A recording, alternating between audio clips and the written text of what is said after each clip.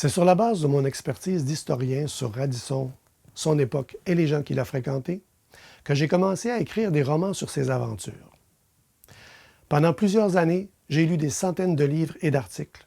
J'ai participé à des colloques et discuté avec des dizaines de spécialistes. J'ai consulté beaucoup d'informations écrites. Mais pour écrire L'Ami des Surhommes, j'ai voulu me rendre sur place. J'ai voulu voir de mes yeux ce que Radisson a vu et décrit dans ses récits de voyage.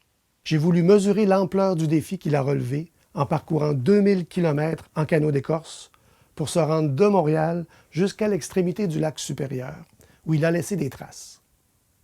L'expérience en valait la peine, même si moi, j'ai fait le trajet en automobile. Évidemment, beaucoup de choses ont changé. Les forêts centenaires et les arbres géants ont presque tous disparu.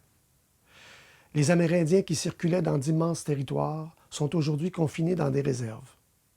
On trouve presque partout des routes, des villes, des villages, des usines, des barrages hydroélectriques.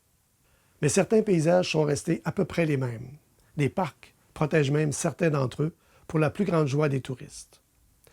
Des musées et des centres d'interprétation retracent le mode de vie des Premières Nations parmi lesquelles Radisson a vécu. J'ai ramené de ce voyage des sensations, des émotions, des expériences qui m'ont aidé à écrire un meilleur roman. J'espère que les images que j'en ai rapportées, que je veux partager avec vous, stimuleront votre imagination et vous aideront à remonter le temps et à voyager avec Radisson, des Groseilliers et leurs compagnons des Premières Nations entre l'été 1659 et l'été 1660. Bonne lecture!